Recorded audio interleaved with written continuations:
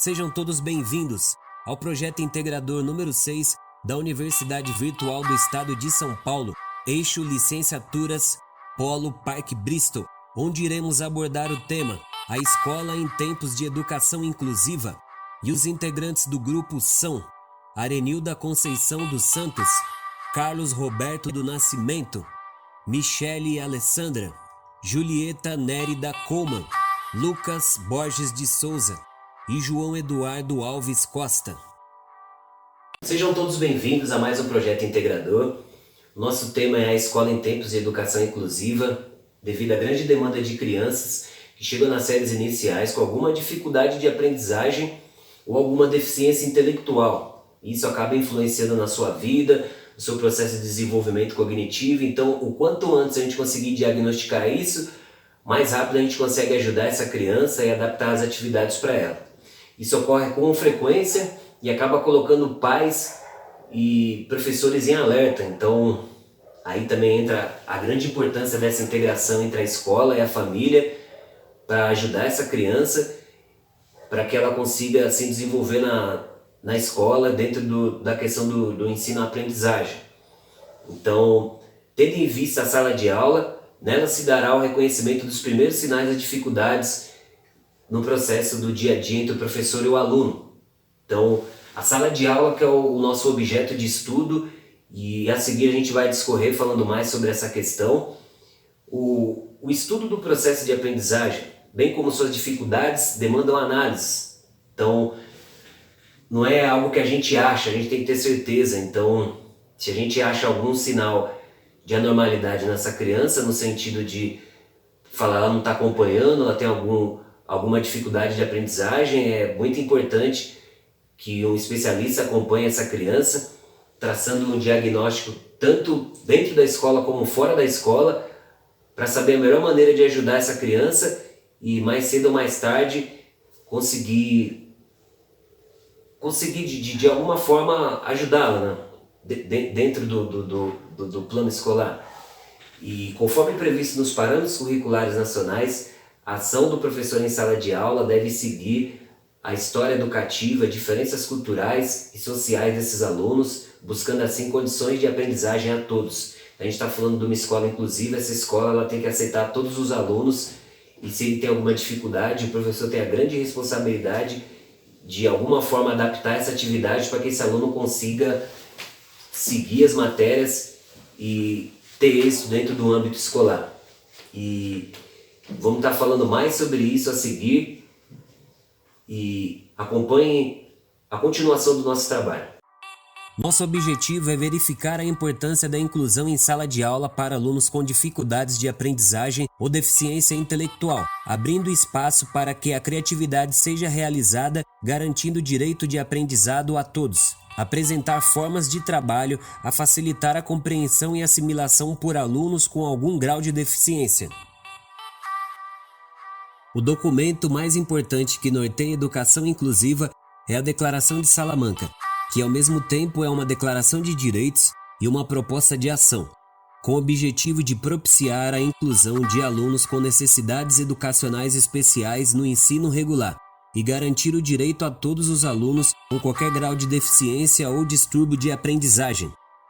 A nova LDB 9394/96, em seu capítulo 5, coloca que a educação dos portadores de necessidades especiais deve se dar de preferência na rede regular de ensino, o que traz uma nova concepção na forma de entender a educação e a integração dessas pessoas. As salas de recursos multifuncionais é um espaço físico onde é realizado o primeiro atendimento educacional especializado. Identifica, elabora e organiza recursos pedagógicos de acessibilidade que eliminem as barreiras para a plena participação dos alunos, considerando suas necessidades específicas. As atividades desenvolvidas no atendimento educacional especializado são diferentes da sala regular. É entendido como um ensino complementar e não como um reforço escolar, e deve ser realizado no turno inverso do estudante, na própria escola ou no centro especializado que faça o atendimento que o estudante necessite, sem deixar de ter acesso aos conteúdos curriculares e conviver com seus colegas. E nesses espaços e nas salas regulares encontramos os seguintes transtornos de aprendizagem. Tem outros, mas esses são os recorrentes nas salas. A descalculia impossibilita a criança de compreender operações matemáticas simples, como subtrair ou somar valores, mesmo quando é ausente outra dificuldade de cognição. Comumente, quem possui esse transtorno possui dificuldades em distinguir quais números são maiores ou menores. A dislexia, abordada como transtorno da leitura, é conhecida como uma dificuldade em compreender palavras escritas. Sendo assim, pode-se concluir que se trata de um transtorno característico da capacidade de leitura e que não está associado à idade intelectual, pouco nível de escolaridade ou complicações de acuidade visual. A disgrafia, caracterizada por ser um transtorno típico de aprendizagem onde afeta a capacidade motora fina, a escrita e suas atribuições, causado por uma desordem neurológica relacionado a dificuldades para elaborar palavras e textos. Crianças que possuem disgrafia têm a escrita cometida, o que prejudica todo o processo da escrita, como grafia, letra incompreensível, letra feia, distanciamento, caligrafia, expressão apropriada e grafismo da letra. TDAH, conhecido como transtorno de déficit de atenção com hiperatividade, é um transtorno neurobiológico permanente, descrito como distração, inquietação e ansiedade. Os indícios manifestam-se na infância, sendo capaz de permanecer ao longo da vida caso não sejam constatados e devidamente tratados. Analisando as respostas das entrevistas com as professoras da rede estadual e municipal de Diadema, o problema encontrado foi como auxiliar professores das salas regulares a adaptar atividades para estudantes com dificuldades de aprendizagem ou deficiências intelectuais. Desenvolvemos um plano de aula com as seguintes propostas: figuras e palavras. Para jogar, a criança deverá associar as figuras às palavras correspondentes. Se o aluno não souber ler, a professora lê a palavra e pede que a coloque sobre a figura correspondente, depois o aluno copia a palavra. A segunda proposta é do A ao Z. Para jogar, a professora deve mostrar a figura e perguntar quem tem a letra inicial da palavra correspondente. Sortear várias figuras para que seja montada uma história com elas. Ou fazer ditado mudo com as figuras sorteadas e conferir depois com as palavras dos cartões, e pode também ordenar as letras e palavras em ordem alfabética. A terceira proposta é a toca dos ratinhos. Esse jogo pode ser feito com algumas possibilidades, equilibrando o tabuleiro com as duas mãos para que a bolinha de gude entre numa das tocas. Cada toca corresponderá a um número de pontos que está representado em cima.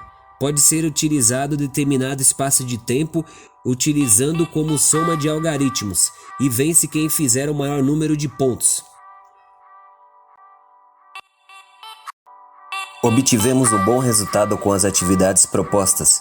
Conseguimos atingir o nosso objetivo e as professoras aprovaram e aplicaram com 2 crianças da sala de recursos e 2 crianças da sala regular, com uma readaptação de materiais se adequando à realidade da escola no momento da aplicação da atividade. Nossa pesquisa nos ajudou a construir uma bagagem satisfatória no que diz respeito aos alunos com dificuldades de aprendizagem e deficiência intelectual. Compreendemos a questão da inclusão como uma escola para todos, respeitando sempre a diferença, sejam quais forem.